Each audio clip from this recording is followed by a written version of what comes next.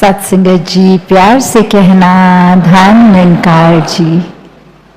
महाराष्ट्र समागम के ये आखिरी रोज, जहाँ पिछले 3 दिनों से ये भक्तिमय भाव हर संत ने,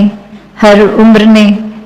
ये समझाते हुए जो युगों युगों से संदेश रहा, मानवता को एक वाक्य ही जरूरत हर युग में जो रही, ये प्यार की, सत्कार की, करुणा की, दया की, एक सच्चाई की जो हर समय की सच्चाई है, जो परिवर्तित नहीं होती, ये परमात्मा, ये निराकार का जीवन में होना। और आज भी ये सच्चाई हर कोई अपने संग रख रहा है। तो जैसे इस जगह का भी नाम है सांगली, तो हमने ये सच्चाई सांग ली कि ये संग रख ली। तो हर कोई अपने जीवन में जहाँ इसी सच्चाई को संग लेकर ही चलता रहे, ये जीवन का कोई भी पड़ाव हो, कोई भी परिस्थिति हो, बस ये प्राथमिकता, यही सच्चाई, ये परमात्मा हमेशा रहे जीवन में। ये इंसान तो कोई भी बहाना काफी मानता है, कोई भी बुद्धि को एक बदलने के लिए। अक्सर सब कुछ भी अगर जीवन में ठीक हो रहा होता है तो बस कोई चीज नहीं मिल रही तो खुद ब खुद एक कोई चीज बना दी और फिर अपने मूड को, एक मन को, एक सोच को खराब कर लिया। तो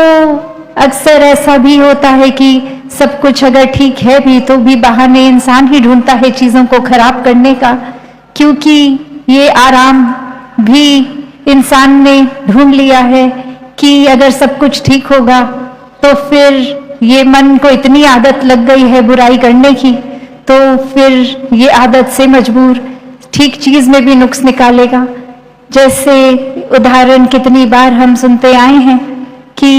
एक सफेद चादर पे भी अगर एक हल्का सा काला दाग है तो जिक्र सिर्फ उस काले दाग का, ना कि उस काले दाग के अलावा बाकी सफेद चादर जो है उस पे नजरिया रखने का।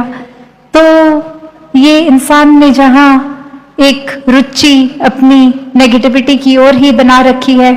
तो फिर एक बात जहाँ बाकी सब अगर जो संतमति के होते हैं, जो निराकार के एहसास में रहते हैं, वो अपने जीवन की सच्चाई तो इस तरह मानते हैं कि अगर एक अंधकार से भरी जगह है तो भी थोड़ी सी भी अगर दूर कहीं रोशनी है तो भी वो काफी है। और यहाँ जगमगाते कमरे में इंसान ने अगर एक छोटा सा कोना खुद ही चाहे बना लिया हो, कोई ऐसा जिसमें रोशनी नहीं पड़ रही, तो उसी को आधार बना लेगा कि कितना अंधेरा है। तो ये नजरिए की बात। एक छोटी सी कहानी भी इसी तरह कि 2 दोस्त एक देख रहे हैं, एक बहुत ही तूफान का समय है, हवा तेज चल रही है, तो एक झंडा, और वो जैसे एक खंबे के ऊपर कपड़ा बंधा हुआ वो झंडा, और हवा का समय एक दोस्त कह रहा है कि ये हवा इस कपड़े को हिला रही है, और वहां दूसरा दोस्त कह रहा है ये कपड़ा हवा में उड़ रहा है। तो इसी में ये अब आपस में डिबेट कि कौन सही है कौन गलत, और अब वो एक तीसरे इंसान के पास जाके बोलते हैं कि ये हमारा मुद्दा सुलझाओ कि क्या सही है। और वो इंसान फिर यही कहता है कि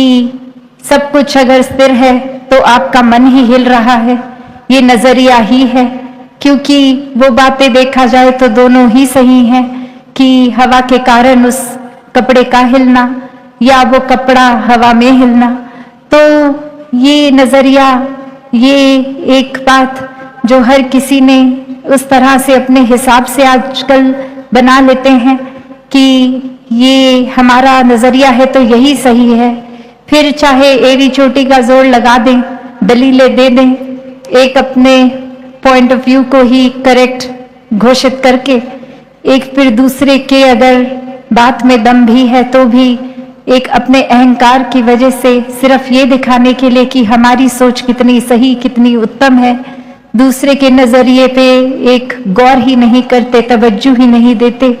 कैसे फिर एक अपनी सोच को ही हर कोई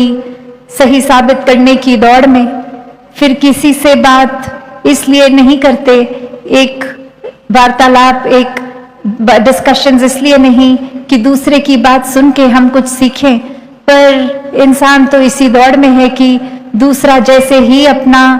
कोई पॉइंट ऑफ व्यू बताएगा, कोई अपना पक्ष किसी तरह से अपना नजरिया दिखाएगा, तो उसी समय हम उसको टोक के बोलेंगे, नहीं आपकी सोच से बेहतर तो हमारी सोच है, देखो आपने ये कहा, अब हमारी ये सुनो।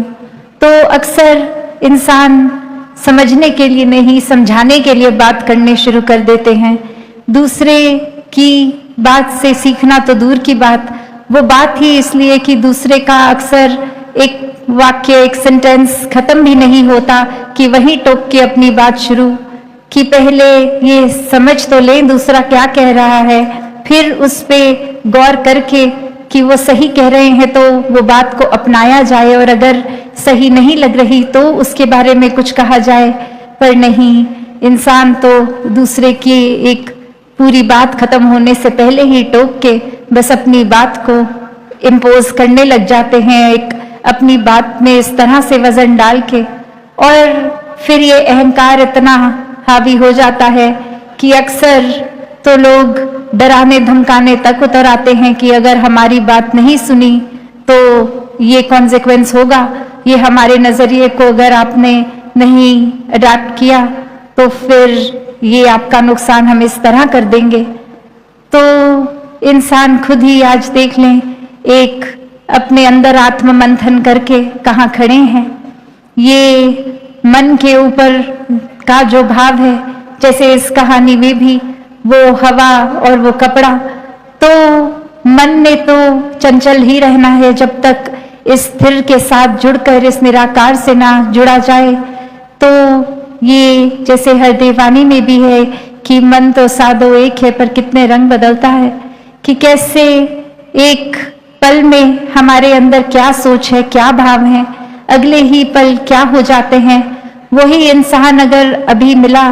और उसके प्रति हम एक अच्छे भाव रख रहे हैं और 2-4 मिनट कोई बात हुई, उसने कोई ऐसी बात बोल दी जो हमें नहीं ठीक लग रहा, बस मन उसके प्रति उसी पल पलट गया। जहां 2 पल इतना प्यार, इतनी खुशी मिल रही थी किसी को मिलने से, वहीं 2 मिनट में बस उससे इस तरह रूठ के चले गए कि बहुत गुस्सा भी उस पे आ गया। तो भाव वही कि जैसे कल भी सत्संग में एक जिक्र हुआ कि मन का ये बंदर जैसा रूप, ये उछल कूद, एक जगह टिक कर नहीं रहना, और ये स्थिर का जब साथ मन का हो जाता है तो फिर मनमत नहीं, ये संतमति, ये गुरमत से काम आता है। और फिर इस सच के साथ जुड़कर हर समय का सच ये साथ लेकर, ये ब्रह्म ज्ञान द्वारा निराकार के साथ, फिर ये जीवन एक हर पल का भक्ति में डूबकर, प्यार में डूबकर जिया जाता है। फिर दूसरों का बुरा नहीं, दूसरों के भले के लिए दिन रात एक इकट्ठा, एक सोच ये नहीं आती कि हमारा भला कैसे हो,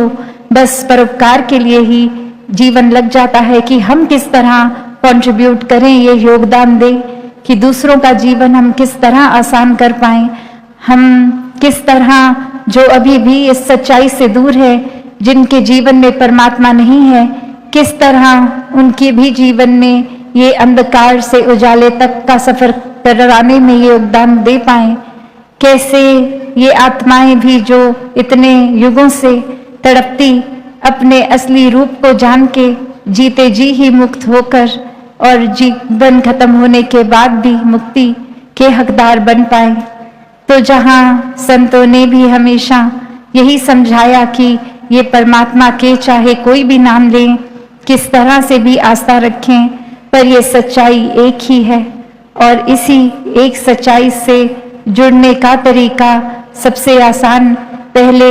इसको जान लें, देख लें, फिर स्वयं ही ये परिचय होने के बाद इस सच्चाई से, इस परमात्मा से प्रेम हो जाता है, और फिर यही प्रेम हमारे जीवन के हर पल में बस जाता है। सिर्फ और सिर्फ हम भी आगे हर किसी को ये प्रेम ही देते हैं। तो इसी तरह अपने जीवन में जहाँ हर कोई प्रेम बांटता चलता रहे, उसके लिए एक जो क्राइटेरिया यही कि पहले स्वयं प्रेम बनना होगा, फिर ही प्रेम आगे बांट पाएंगे, वरना तो एक उस तरह की बात हो जाएगी कि थोड़ी देर के लिए कोई बनावटी रूप हो गया, वो किसी 2-4 लोगों के आगे उस तरह का कर दिया और ये सबने तारीफ भी कर दी, सबने अपने हिसाब से सोच लिया ये इंसान ऐसा है, और अगले ही पल बस ये एक एक्ट था, खत्म। अब अपने जीवन में फिर से नफरत का एक सहारा ले लिया, गुस्सा धारण कर लिया, तो फिर ये प्रेम तो सिर्फ दिखावट का। पर संतों के जीवन में दिखावट, छल कपट ऐसा कुछ भी नहीं होता। एक बहुत ही सरल जीवन, सहज जीवन, इस परमात्मा के रंग में रंगा हुआ जीवन, जो हर एक की भलाई, हर एक की अच्छाई के लिए ही पल पल जिया जाता है। और ऐसा ही जीवन सभी संत आज भी जी रहे हैं। एक अपने सुधार के लिए ये जो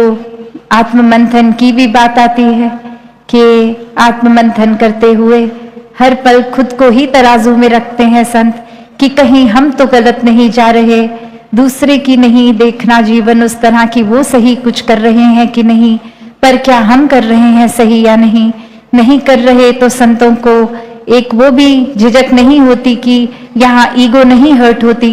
पता है गलती हुई तो अब संवारेंगे भी, वो जिम्मेवारी लेना, वो चेतनता। तो हर कोई अपने जीवन में भक्ति से युक्त होते रहे, एक दूसरे की बात को सुने समझने के लिए, ना कि सिर्फ इसलिए ये साबित करने के लिए कि हमारी सोच आपसे बेहतर है, हम आपसे बेहतर है, हमारा राज्य आपसे बेहतर है, हमारी एक कल्चर आपसे बेहतर है, हमारा एक रहन सहन का तरीका, खाने पीने का आपसे बेहतर है, हमारा रंग आपसे बेहतर है, हमारी ओरिएंटेशन आपसे बेहतर है। नहीं, सब में ही परमात्मा का रूप है, सभी एक समान हैं। एक परमात्मा के दर्शन जब जीवन में हो जाते हैं तो चहुं ओर बस परमात्मा ही नजर आता है, और ऐसा ही जीवन सभी के हिस्से आए, ये सेवा सिमरन सत्संग सभी के हिस्से आए।